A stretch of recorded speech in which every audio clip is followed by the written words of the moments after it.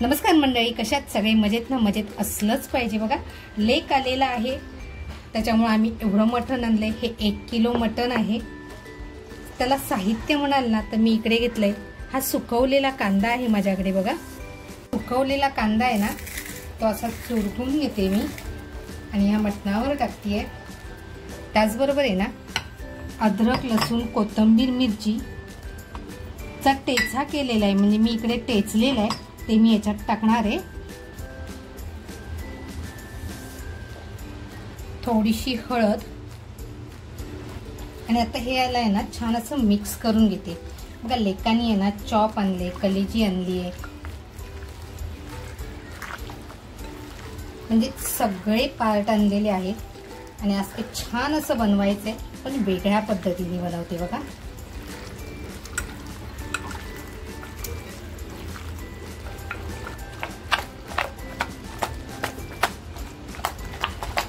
बघा आता आपलं हे छान असं मिक्स झालेलं आहे.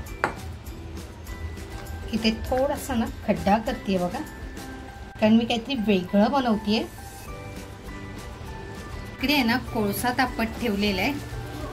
कोळशाला छान असा तापवून देते. तर बघा कोळसा आपला छान असा गरम झालेला आहे.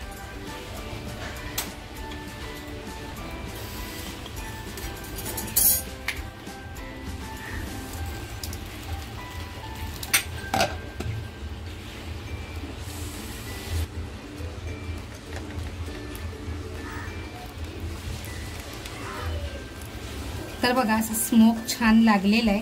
वाटी काढून ठेवते बाजूला. तर बघा हंडी ठेवली आहे मी. तेल टाकते. अद्रक, लसूण, कोथिंबीरचा ठेचा जो केला होता तो टाकते. एक कांदा कापून घेतलेला आहे तो टाकते.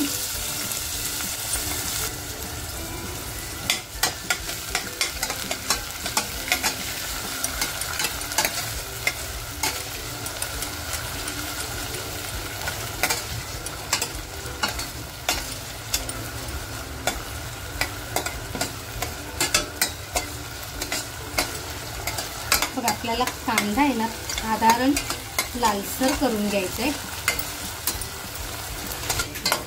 तर बघा आपला कांदा आहे ना छान लालसर होतोय. हिरवी मिरची टाकतीये चवीला.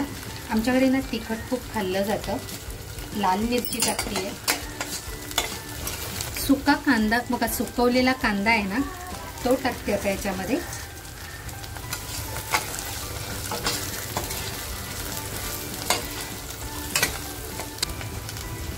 कोथिंबीर टाकते बघा.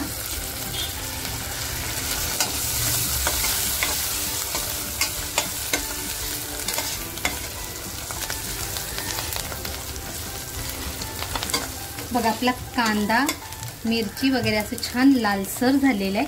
तर आता जे मटण मी स्मोक दिलेलं आहे ते मटण ह्याच्यामध्ये टाकणार आहे.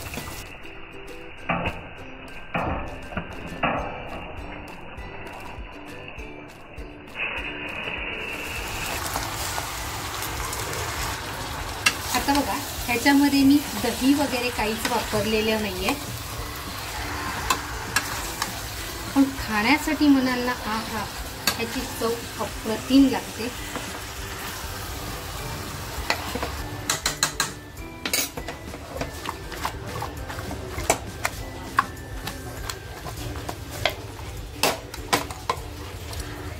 बघा मी गॅसवर करते त्याच्यामुळे फुल फ्लेम ठेवली आहे. फुल गॅसवरती अगोदर मी फ्राय करून घेते. छान असं याला फ्राय करून घ्यायचंय.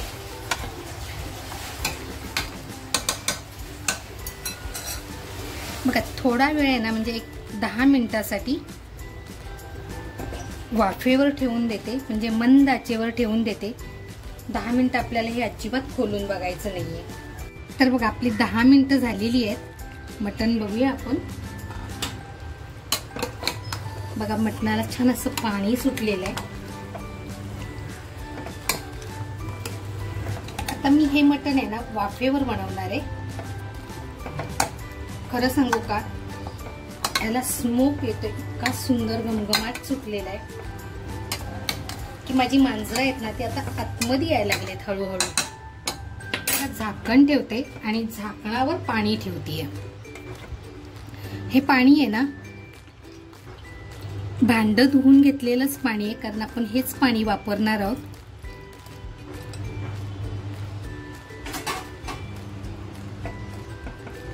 आता याला छान शिजून देते. आता हे पाणी आपल्याला टाकायचंय म्हणून एक 10 मिनिटं फक्त वर शिजून देते आणि मग हे पाणी आपल्याला मटणामध्ये टाकायचंय.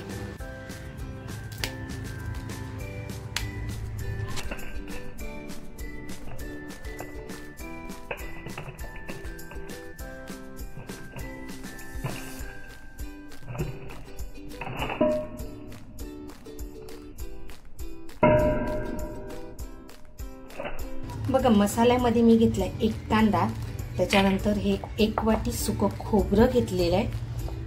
कांदा बघा अगदी बारीक कापून घेतेय, म्हणजे बारीक म्हणजे पातळ.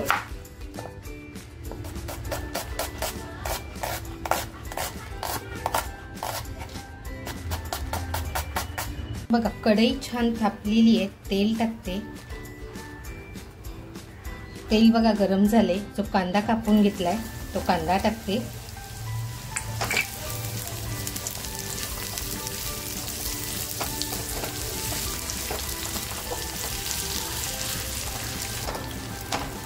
तर बघा कांदा साधारण लालसर झालेला आहे. तर जे 1 वाटी मी खोबरं घेतलंय ना ते खोबरं टाकते याच्यामध्ये.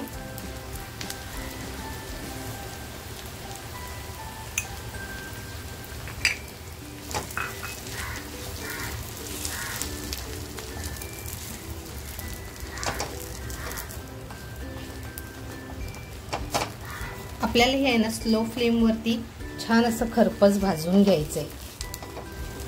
त्याचबरोबर बघा चण्याची डाळ घेतली आहे, ती चण्याची डाळ टाकते. मी जास्त घेतलेली नाहीये, म्हणजे आपली डाळ सुद्धा आहे ना त्याच्याबरोबर छान भाजली जाईल.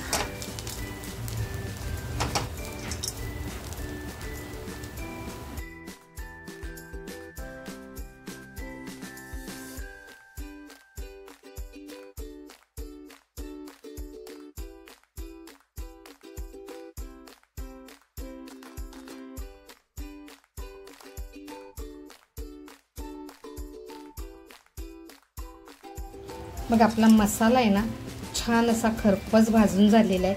मसाल्यामध्ये मी घेतले कांदा खोबरं, त्याच्यानंतर चण्याची डाळ घेतली आहे, खसखस, सफेद तीळ, लसूण, मिरची आणि फक्त अद्रक घ्यायचं राहिले.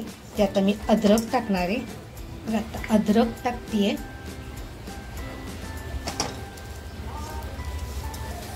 मी परत एकदा हलकसं फ्राय करून घेते. तर बघा आपला मसाला तयार होतो. जास्त गरम मसाले वापरत नाहीये. बघा लवंग टाकते, सॉरी काळी मिरी टाकते, थोडीशी लवंग टाकते, दालचिनीचा तुकडा घेतलाय तो दालचिनीचा तुकडा टाकते आणि हलकसं गरम करून घेते. बघा आपला मसाला किती छान तयार झालाय. आता हा मसाला आहे ना मी वाटून घेते अगोदर.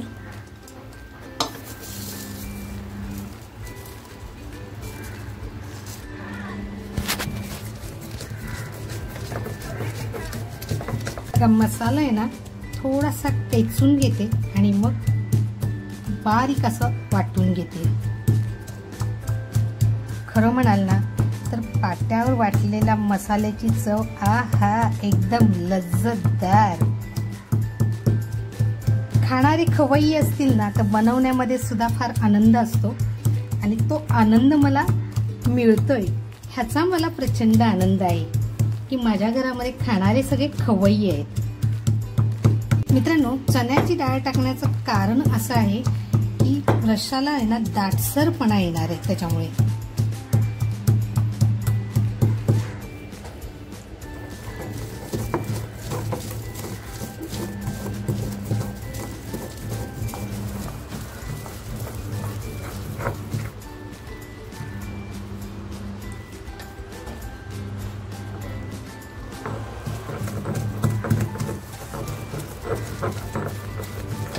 बघा आपला मसाला आहे ना असा छान वाटून झालेला आहे.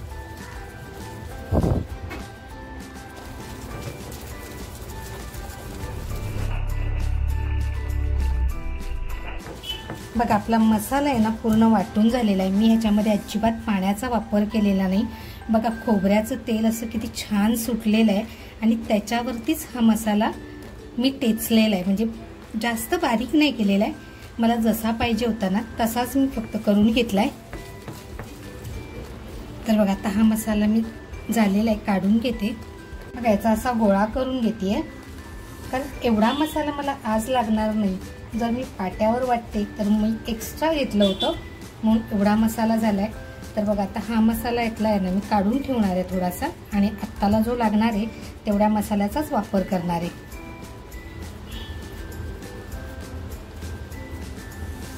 बघा असा छानसा गोळा तयार झालेला आहे। याच्यामध्ये जर तुम्ही लाल मसाला म्हणजे मिरची पावडर आपला घरगुती मसाला मिक्स केला की तो आपला घाटी मसाला तयार होतो। तर आपलं मटण सुद्धा आपण बघूया, 10 मिनिटं होऊन गेलेत। आता हे जे पाणी आहे ना वाफेवर ठेवलेलं, ते वाफेवर ठेवलेलं पाणी बघा गरम झालेलं आहे। तर हे पाणी ओतते मी मटणामध्ये। मटणाला अगोदर बघा किती छान पाणी धरलेलं आहे।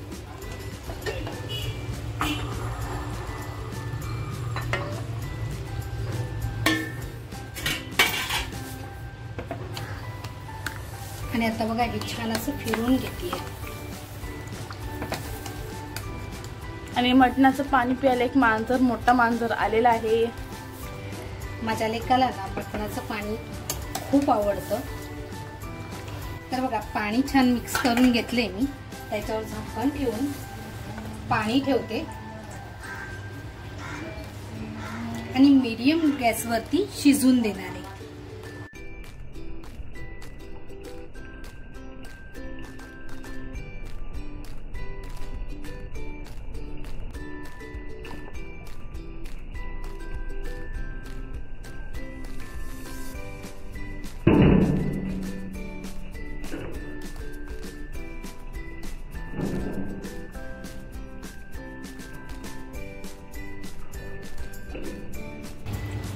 बघा आपला पाटा वरवंटा सुद्धा धुवून घेतलेला आहे मी अगदी स्वच्छ।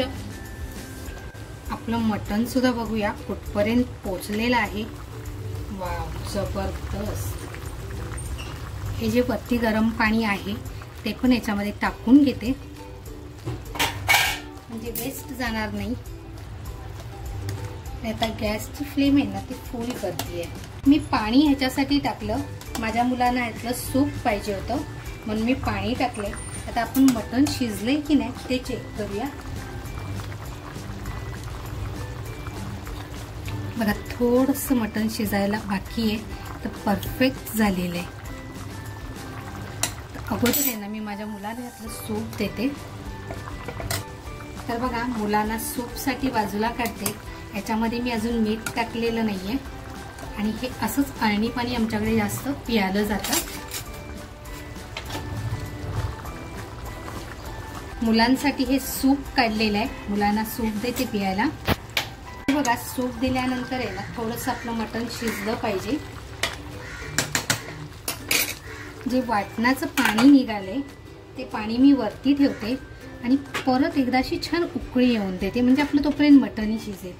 तर बघा जे मसाल्याचं पाणी वरती ठेवलं होतं ते सुद्धा असं छान गरम झाले, आणि इकडे बघा आपलं परत मटणाला छान पाणी सुटलेलं आहे। पण हे मसाल्याचं पाणी मी याच्यात टाकतेय। थंड पाण्याचा बघा अजिबात वापर केलेला नाहीये। तर बघा आता हे छान असं हलवून घेते। तर आता आपण ना एक पीस बघूया घेऊन, मटण आपलं शिजलंय की नाही।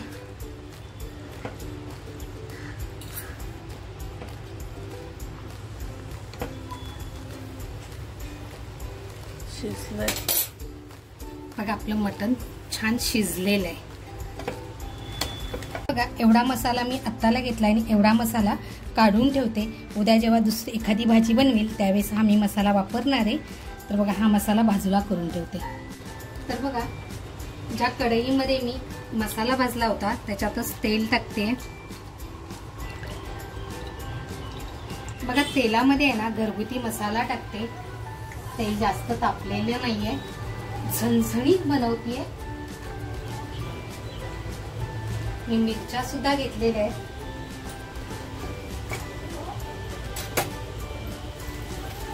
आणि तेलात असा छान खमंग मसाला परतला गेला पाहिजे. तर बघा आपला मसाला असा छान तेलामध्ये फ्राय झालाय. आता जो मी मसाला वाटून घेतलाय तो मसाला टाकते.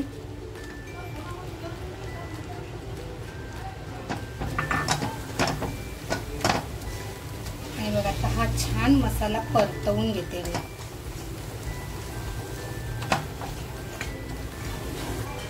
बघा मटणामध्ये मी मीठ टाकलेलं नाही. आता मसाला फ्राय करताना चवीनुसार मीठ टाकते.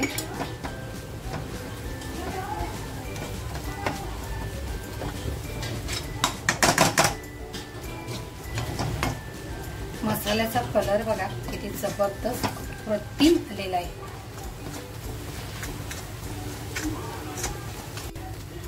तर बघा आपला मसाला इकडे फ्राय होतोय आणि इकडे बघा आपलं मटण वरती मी पाणी ठेवलं होतं. परत हे आपल्याला गरम पाणी लागणार आहे म्हणून ठेवलं होतं.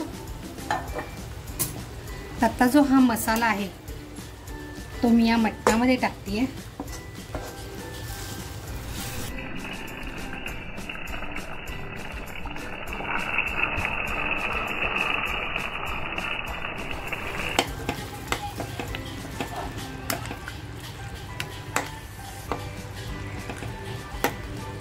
पाणी घेतलंय ते मी ह्या कढईमध्ये टाकून घेणार आहे आणि हे पाणी आपण मटणामध्ये टाकणार आहोत.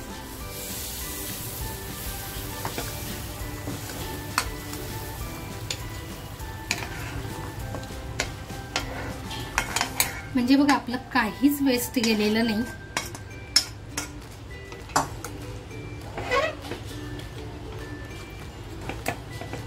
आता बघा हे 5 मिनिटं आहे ना फक्त ठेवून देते. आपलं मटण सुद्धा छान शिजलेलं आहे. मित्रांनो बघा गावरान चवीचा रस्सा तयार झालेला आहे. तरी सुद्धा बघा कशी एक नंबर आलेली आहे. तर आता आपलं मटण तर छान तयार झालंय. गॅस बंद करते आणि 5 मिनिटं फक्त ठेवून देते. तर बघा आपल्या गावरान पद्धतीच्या रश्शाला तरी पण बघा किती जबरदस्त आलेली आहे. आता फक्त आहे ना वरून कोथिंबीर टाकते.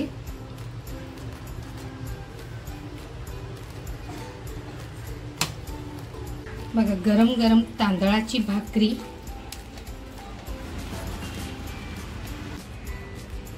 आणि बघा आपलं गावरान पद्धतीचं मटण.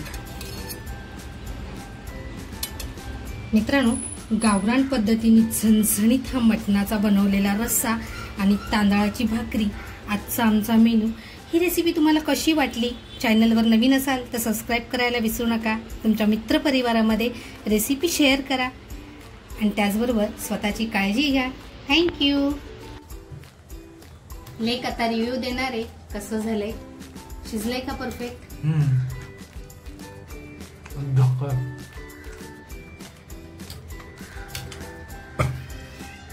झणझणीत एकदम तरी एक नंबर.